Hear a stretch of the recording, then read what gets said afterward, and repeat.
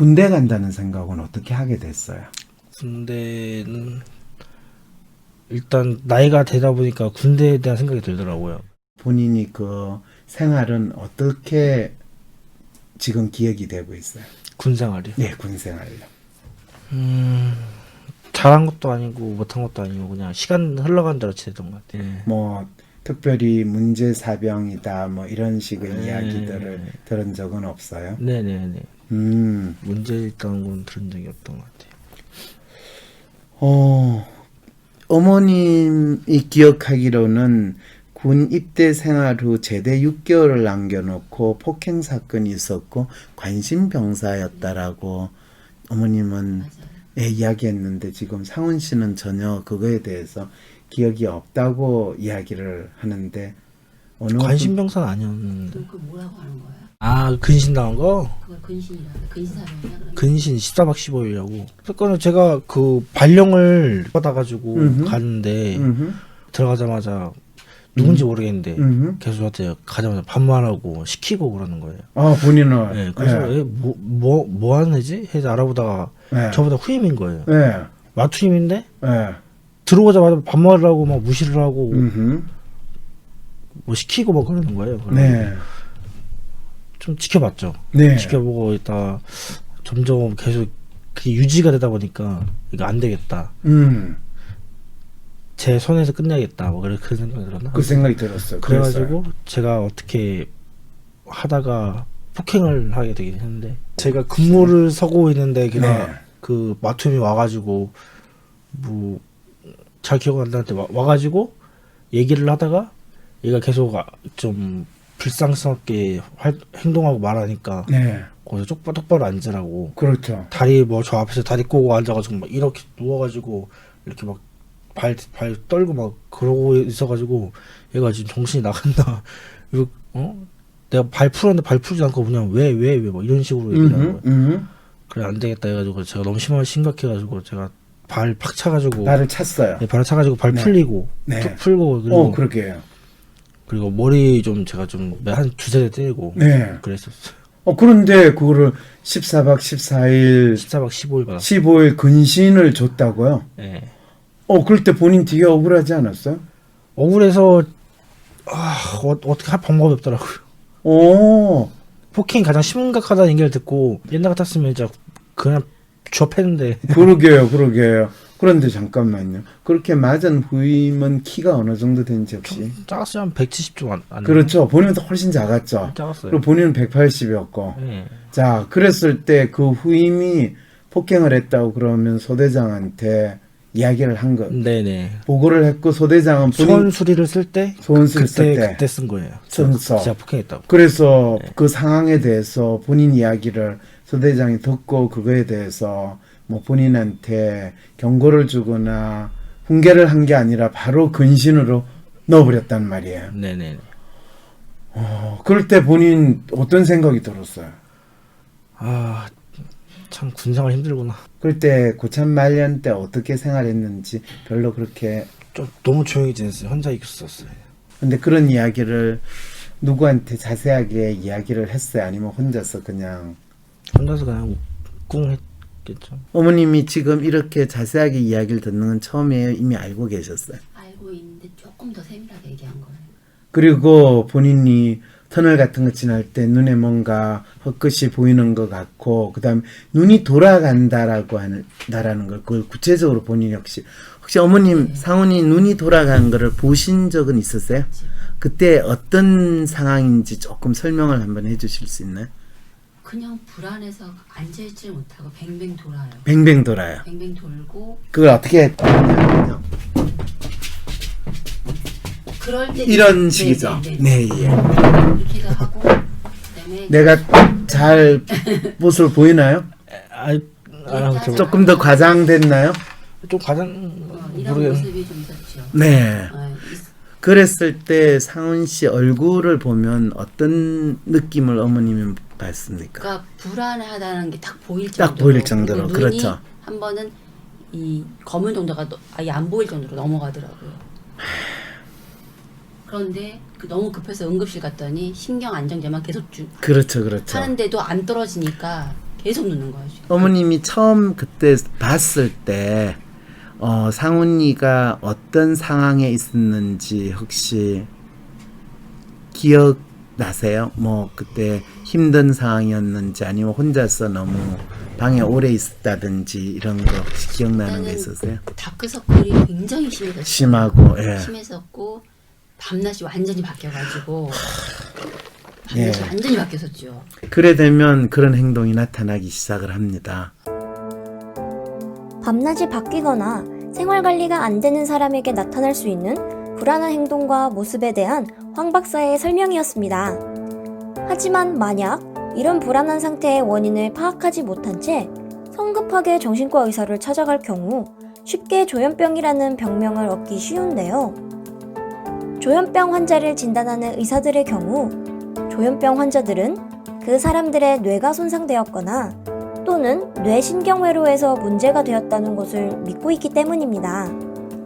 어떤 경우는 조현병 환자들의 뇌가 점점 손상되는 듯한 이미지들을 애니메이션과 같은 방식으로 연속적으로 나열하여 드라마틱하게 보여주기도 합니다.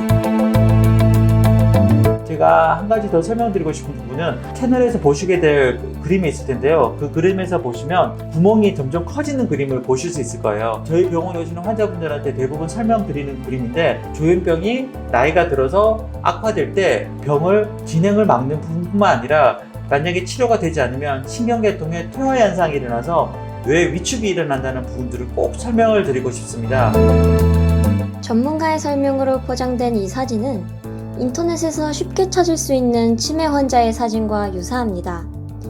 이미 뇌손상으로 사망한 치매 환자의 뇌 사진을 마치 조현병 환자의 뇌처럼 보여주는 이미지이죠.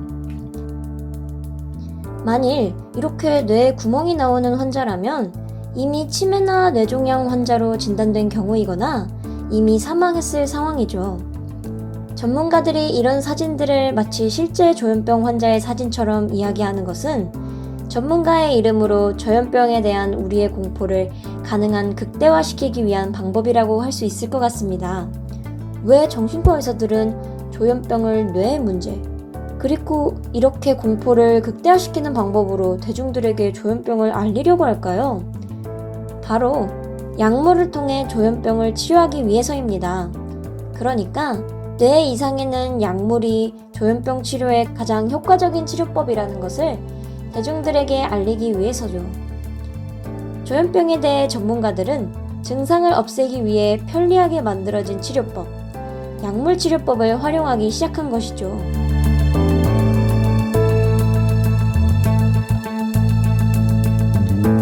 위의 그림이 오리로 보이나요? 토끼로 보이나요? 그것은 보는 사람이 어떤 단서로 그림을 보느냐에 따라 다른 그림으로 보입니다.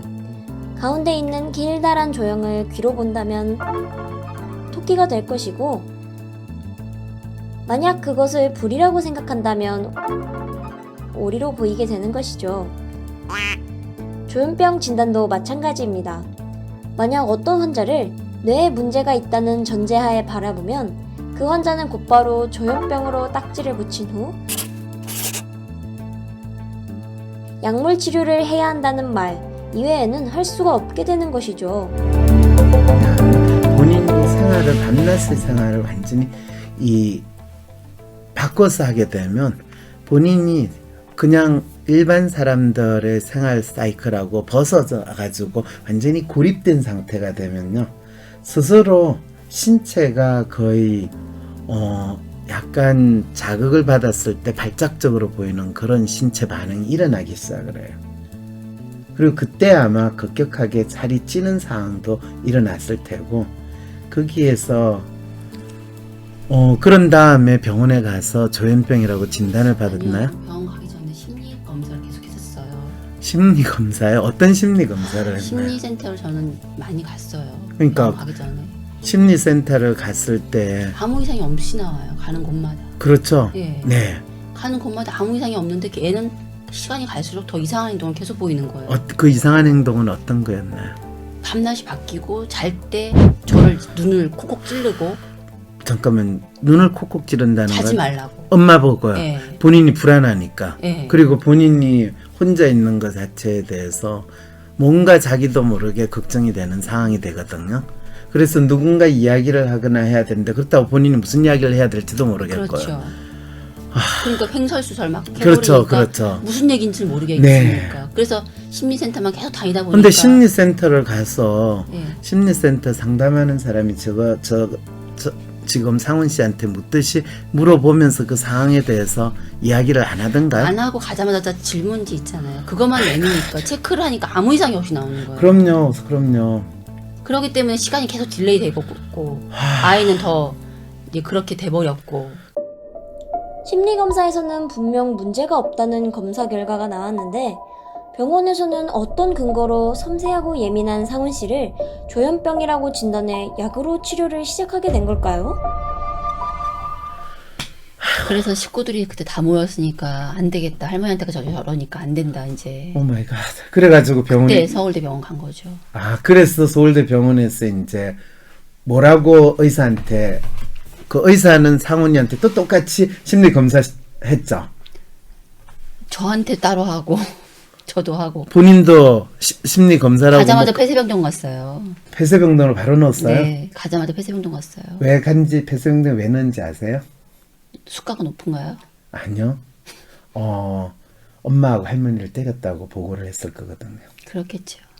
그때가 제일 힘들었어요. 네. 왜냐면은 왜 폐쇄병동을 꼭 가야 되는지 설명도 없이요. 일주일 동안 만나지도 말라 그러죠. 나중에 들어보니 자기는 거기서 숨을 쉴 수가 없어서 진짜 손바닥만한 조그만 창문에다 코 박고 바깥에 숨 쉬었다고 하죠. 그러게요. 그냥 묶어놨다고 하죠. 그 좋은 병원이라고 하더라도 그런 걸 보였는데 저는 아무것도 손 쓸 방법이 없지요. 네. 첫 번째 폐쇄병동을 바로 입원시켰던 이유는 할머니하고 엄마를 그랬을 폭행했다 하고 이전에 상담받은 이 이야기하고 또 아마 서울대 병원에 가기 전에 이 사시는 동네에서 이미 정신과 병원에 가서 이 상훈이가 터널을 지나갈 때 뭘 보이고 또 뭔 소리가 들리고 하는 그런 이야기도 했죠. 누구한테요? 그 의사한테. 네, 했던 것 같아요. 네. 그리고 본인이 잠을 못 자고 또 완전히 생활이 주침야라는 거로 지내고 그리고 동네 애하고 그렇게 붙고 아빠하고도 한번 맞짱 뜨려고 했다 이런 이야기를 딱 하게 되면 그냥 정신과 의사는 조현증 이렇게 진단을 줬어요.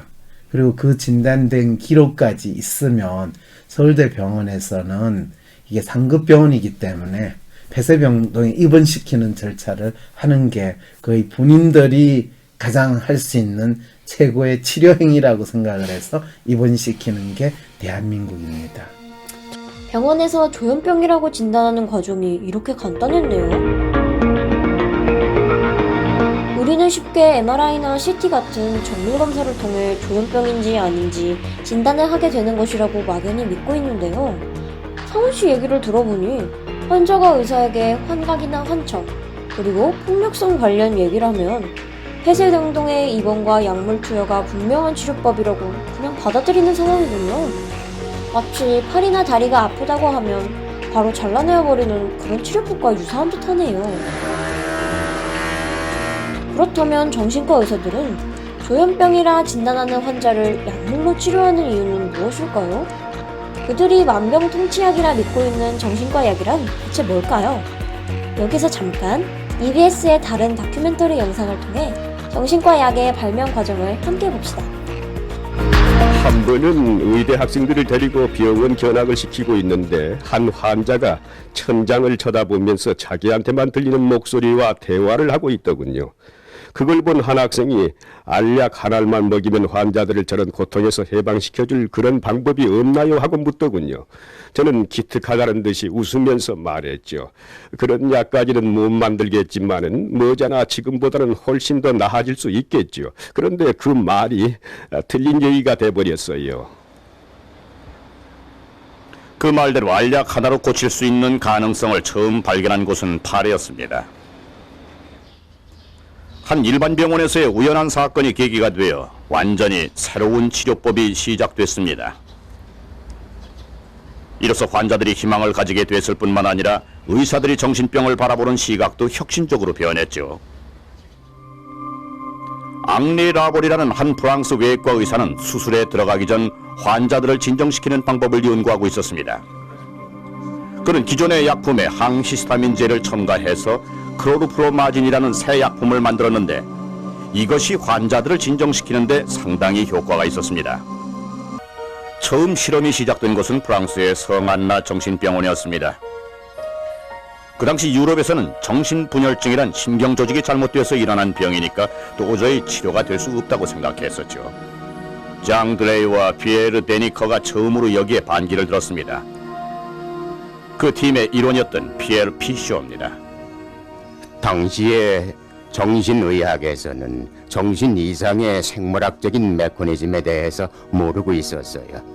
우리들 연구 방식이래야 그냥 우연히 맞기만을 바라고 해보는 거였죠. 만약 진정 효과가 있다면 혹시 또 다른 데서도 효과가 있을지 몰라, 뭐 이런 식으로요. 리만은 그 신약을 먼저 캐나다에 있던 그의 정신병원 간호사에게 시험해봤습니다. 당시만 해도 그러는 것이 상식처럼 통하던 시절이었죠. 그리고 나서 환자에게 시험했습니다. 2주가 지나니까 환자 2명에게서 증상이 완전히 사라져버렸어요. 이런 적은 진짜 처음이었죠. 교과서에도 없던 얘기였고 그 프랑스 의사가 말한 대로였어요. 그래도 전 못 믿었죠. 실수라고 생각했습니다. 그런데 다시 3, 4주가 지나니까 다른 환자들도 마찬가지로 치료가 됐어요. 이건 정말 거짓말처럼 나와버렸어요. 말이 되건 안 되건 병이 없어진 건 사실이었고 어떤 연유인지도 몰랐죠.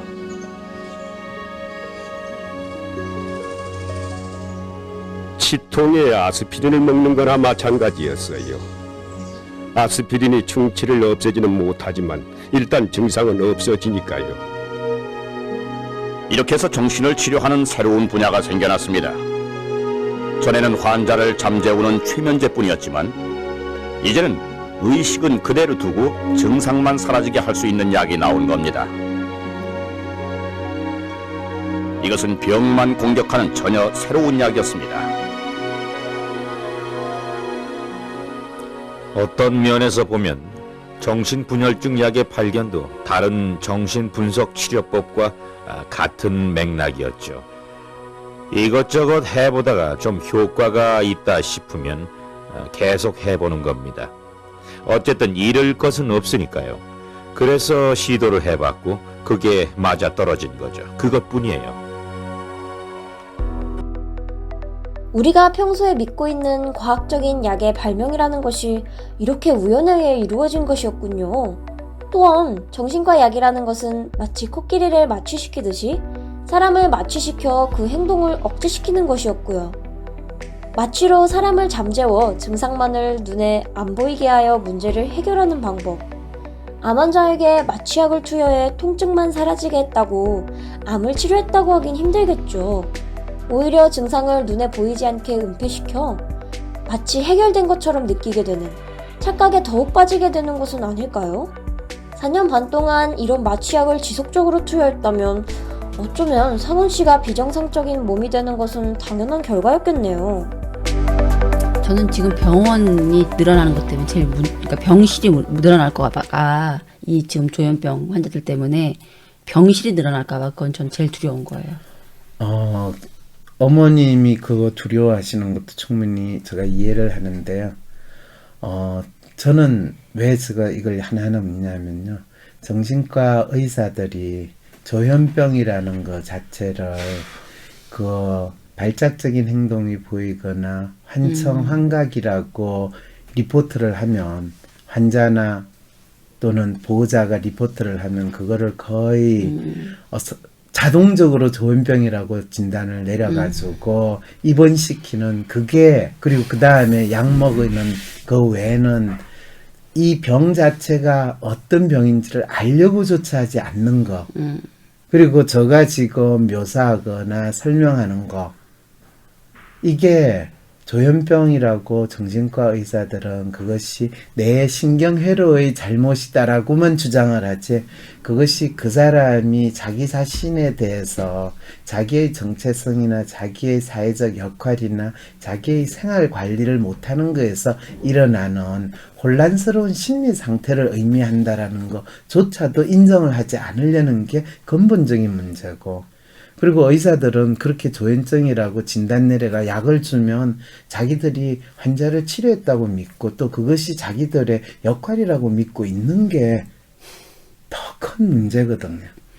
그래서 아드님 4년 반 동안 조현병 약을 먹여가지고 지금은 신체가 이미 조현병 환자가 보이는 그 정세와 행동을 너무나 자연스럽게 잘 보이는 상태로 바꾼 놀라운 일을 지금 만든 상황이 됐다는 거죠. 황 박사님이 영상 처음에 말한 조현병이 아니었는데 4년 반 동안 치료를 통해 완벽한 조현병 환자가 되었다는 말은 바로 이런 뜻이었군요. 마음이 여리고 섬세한 사람을 성급하게 조현병이라는 딱지를 붙이고 약을 계속해서 먹여 완벽한 약물 중독자로 만드는 일. 우리 상식에서 많이 벗어난 상상조차 하지 못한 일인 것 같은데요. 그렇다면 정신과 의사는 이런 약물과 그 부작용에 대해서 어떻게 생각하고 있을까요? 제가 항상 꼭 말씀을 드리는 게 절대로 한 번에 낫지 않는다는 말씀을 저희가 드리고 싶습니다. 신경계통의 문제는 쉽게 말하면 성격이 바뀌는 것처럼 뇌의 체질이 바뀌어야 될 만큼 상당히 오랜 기간 동안 노력과 인내와 시간이 필요한 부분들입니다. 한 정신과 의사는 신경계통의 문제는 쉽게 말하면 성격이 바뀌는 것처럼 뇌의 체질이 바뀌어야 하는 만큼 상당히 오랜 기간 동안 노력과 인내의 시간이 필요하다고 이야기합니다. 상훈 씨는 4년 반의 치료를 하였는데 왜 더욱 조현병 환자처럼 변신하게 된 걸까요? 또 의사가 약을 하나를 처방할 때 단순히 내가 하고 싶어서 하는 게 아니라요, 논문을 비롯해서 수많은 데이터들과 전공 시절 여러 시행착오를 거치면서 결정된 사항들로만 저희가 치료를 진행하게 되는데요. 그런 충분한 데이터를 검증해 봤을 때 약을 꾸준히 드셔도 아무 문제가 없다는 부분들은 저희가 설명드릴 수 있습니다. 상훈 씨는 정말 과학적이고 정밀한 데이터들로 검증된 약 복용을 하여 부작용은 겪지 않았을까요? 그건 그렇고, 거기 병원에는 그러면 3개월 있다가 네. 어떻게 해서 퇴원을 하시게 되셨어요? 이제 한 달 반 정도 됐을 때 퇴원을 하려고 했는데 이상한 행동을 한 게 뭐냐면은 그냥 소변을 봤어요. 그 병실 안에서요. 그게 이상한 행동이 아니라요. 이제 약이 상훈 씨 소위 말해서 신경에 영향을 확실히 미치기 시작한 거예요. 보통 우리가 소변인 대소변을 하는 거는 나름대로 조절할 수 있는 근육이든 신경이 조절할 수 있는데 그 부분이 이제 허물어지기 시작했다는 거죠. 그래서 아무 데서나 우리가 아이들이 대소변 훈련을 못하다가 대소변 훈련을 하게 되면 적어도 자기 근육이나 자기 몸에 대한 통제가 마음을 통해 가지고 이거 하면 창피하니까 참아야지 이렇게 되는데 그게 이제 허물어지기 시작을 해서 그 일이 벌어지기 시작하는 거예요. 그거는 약의 효과죠. 약이 이제 약발이 먹히기 시작한 거죠. 저도 왜 술을 마는지 기억이 안 나요. 아, 기억 안 나요? 그럼 본인도 막 샴푸도 먹고 그랬어요. 샴푸도 먹고 난리 났네. 그게 처음 들었다, 엄마. 샴푸 먹었어. 예. 약 샴푸 먹었더니 기분이 어땠어요? 죽는 줄 알았어. 아, 죽는 줄 알았어. 거기 물로 부르르 하면 거품 녹아 아주 재밌지 않았어요? 많이 먹었어? 한밤 짜서 먹었는데 아유 죽는 줄 알았어. 어우 기름 먹는 것 같았어. 그렇게. 처음 들었어. 아, 샴푸 먹었어. 왜냐하면 그때쯤 되면 되게 심심하거든요. 그래서 이상한 짓 보통 우리가 상식적으로 하지 않는 마치 애들이 아무거나 보고 찍어 먹고 마셔보고 하는 이제 이 행동이 자연스럽게 나요. 그럼 뭐 심리적으로 이야기하면 태아되는 행동이라고 이야기할 수 있고. 저도 그 생각을 했어요. 내가 네. 태아되는 거예요. 네, 태아되지. 정확하게 태아되는 상황이 벌어지기 시작해요. 그래서 거꾸로 돌아가는 느낌이었어. 그러니까 그걸 태아라고 그래요. 네, 그래서 왜 자꾸 내가 죽나? 내가 죽는 게 왜 아니라. 인지가 이제 이런 그렇죠. 그런 상황들을 네. 계속 하게 된 네. 거죠. 그때부터. 네. 내가 죽는다고 의사는 아마 이야기했을 거예요. 근데 정신과 약을 먹게 되면 전체적으로 신경이나 근육을 통제하는 우리가 사회적으로 또 자라면서 학습된 그 능력이 줄어들거나 신경을 덜 쓰게 되는, 주위 사람 더 신경 안 쓰게 되고 이제 더욱더 고립되어지는 상황인데, 그거를 많은 정신과 의사들은 조현병, 소위 말해서 이 스키조프레니아의 정상이라고 이야기하는데, 희한하게도 그것이 약을 먹어서 일어나는 대행적인 행동일 수도 있는데, 뭐가 앞서냐 뒤서냐는 언제 시점에서 그 사람을 보느냐에 달려있어요. 부작용뿐만 아니라 약물로 인해 상원 씨의 얼굴 상태까지 변화한 안타까운 상황이네요. 다음은 다큐 시선이라는 프로그램에서 또한 11년간 조현병 치료를 한 여성이 나와 하는 이야기입니다. 지금 환자분은 발병하신 지 얼마나 됐어요? 저는 약 먹기 시작한 지 11년 정도 됐어요. 11년? 네. 11년? 예. 그러면 몇 살 때쯤 걸리셨어요? 14살 때. 14살 때? 네. 은정이는 치료를 빨리 시작한 편이라. 그러니까 치료를 빨리 시작한 편인데 그래서 오히려 아주 많이 악화되지 않고 기능 손상이 많이 진행이 안 됐으니까 다행인 거죠. 조현병 당사자들조차도 약물 치료를 조기에 받아서 상태가 좋아진 것으로 이해하고 있답니다. 신경세포가 더 손상되기 전에 약물을 투여해서 다행이라고 하는데, 그것도 무려 10년, 20년 동안 약을 먹는 것이 당연하다는 생각은 왜 나오게 되었을까요? 조현병 환자의 정체를 알려주는 다큐 시선은 그들이 어떻게 환자가 되었는지는 전혀 이야기하지 않습니다.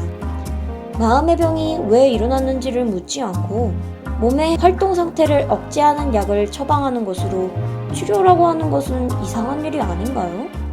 그래도 우리 은정이는 치료를 빨리 시작한 편이라. 그러니까 치료를 빨리 시작한 편인데 그렇게 되지 않고 기능 손상이 많이 진행이 안 됐으니까 다행인 거죠. 최소 10년, 20년 동안 약을 먹으면서 자신은 빨리 약을 먹어 뇌 기능 손상이 많이 되지 않았다는 이야기는 정말 어떻게 받아들여야 할까요? 마치 세뇌된 어떤 분의 이야기를 듣는 듯합니다. 대학을 다니다가 발병을 하면 뭐 입원 치료가 됐던 치료를 받고 대학으로 돌아갈 수 있어야 돼요. 직장을 다니다가 발병을 하면 내가 단기적으로 치료를 받고 회복을 해서 다시 직장으로 돌아갈 수 있어야 되거든요. 그런데 그렇지 못하고 이 발병의 과정에서 제대로 시스템이 없으니까 망가져 버리는 거예요. 단적으로 말씀드리면 애니메이션 제작자 일을 하던 사람이 정신재활 시설에 들어가면 색칠놀이를 하고 있어야 돼요. 그 정도로 수준이 달라요. 조현병 당사자 본인들도 폐쇄병동의 비인간적인 시스템을 비판하지만 약물 치료에 대한 의문은 던지지 않습니다. 심지어 정신병 환자들을 위한 인권단체 파도손 이정아 대표조차도 환자들이 바라는 병원 시스템을 더 많은 약물 치료를 받는 것으로 당연하게 언급하는군요. 조현병 치료약이 조현병 증상을 완화시켜주기는 하지만 환자의 신체를 거의 넉다운시키고 환자의 마음을 정상으로 만드는 것은 전혀 고려하지 않는 상황을 왜 치료라고 할까요? 우리가 몇십 년 전에 항생제가 이 효과가 좋다고 뭐든지 항생제를 먹다가 어느 순간부터 사람들이 항생제 남용이 더 질병을 키우고 병을 치료하기 어렵게 만든다라는 걸 알게 되면서부터 항생제에 대해서 조금은 경계하는 마음을 가졌지 않습니까? 네. 지금 진짜 큰 문제는 누구나 사회적으로 적응하기 힘들고 또 살아가는 게 어렵게 될 때 마치 정신병에 걸린 것 같은 그런 행동을 보이고 또 나타날 수 있습니다. 그거는 누구나 암에 걸리는 거와 마찬가지거든요. 그랬을 때 어떤 경우에는 약을 처방을 해서 일단 아주 난폭한 행동이나 심지어는 자살을 시도하는 아까 그 교수님이 말씀하신 것처럼 자해하는 행동을 막기 위해서 약을 처방은 할 수 있습니다. 네. 그렇지만 그거는 일시적이어야 되고 단기간으로 하는 거로 그쳐야지 결코 한 달이나 두 달 또는 6개월 이상 복용하는 거는 결코 하면 안 됩니다. 그런데 재밌게도 이 나라에서의 정신과 의사들은 그 반대로 이야기를 해주고 있습니다. 그건 뭐 큰일 난다 그러죠. 네. 그랬을 때 이거는 저도 의사 그러면 그 약의 효과가 뭡니까?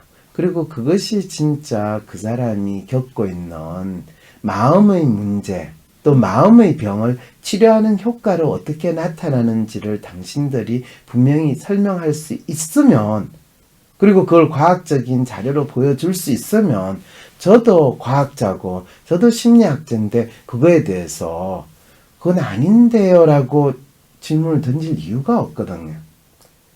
그런데 이 나라에 있는 정신과 의사들은 맹목적으로 약을 끊으면 큰일 난다라고 이야기할 때, 그거는 맹목적으로 교회에 나오지 않고 또 하느님께 기도하지 않으면 지옥 간다라고 이야기하는 그분들하고 무슨 차이가 있습니까? 라는 그 생각이거든요. 이거는 대체 우리가 어떤 나라에 살고 있고 우리가 무슨 짓을 하고 있는가라는 생각이 더 드니까. 거기에 좀 한 단면을 보긴 했는데. 이제 아시겠습니까?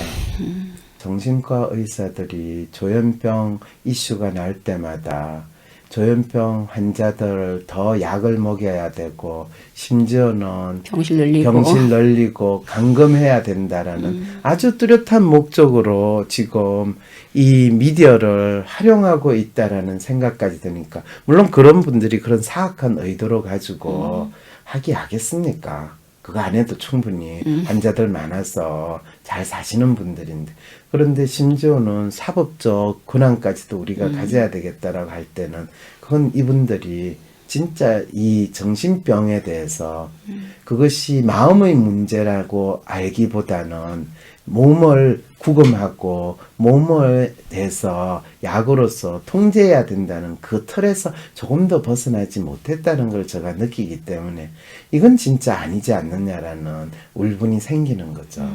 어머님이 그동안 어떻게 보면 정신병으로 진단받고 몇 년 동안 정신병 환자가 아닐 뿐만 아니라 또 진짜 이 아이가 가지고 있는 예민하고 섬세하고 또 어떻게 말하면 그 아이의 정서적인 부분이 제대로 잘 관리되지 못했을 때 보이는 충동적인 그런 행동이 나타나는 거를 마치 이 아이가 뇌가 손상이 됐거나 신경에 문제가 있어서 이 병이라고 만들어버리는 이런 현대의학의 무지한 상태에 대해서 어머님은 나름대로 피해를 입으신 분이라고 스스로 생각할 수만 있다면 그 피해에 대해서 어쩌면 항의를 하고 또 이런 피해자들이 만들어지지 않도록 하는,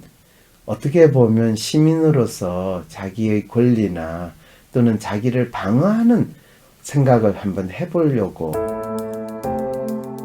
대부분의 조현병 환자들의 문제는 뇌의 손상이 아닌 마음의 문제라는 황 박사의 주장인데요. 상훈 씨 같이 섬세하고 예민한 사람들의 조현병 문제가 만일 마음의 문제라는 것을 알았다면 약이 아닌 다른 해결 방법은 있을까요? 정신분열증 약의 발견도 다른 정신분석치료법과 같은 맥락이었죠.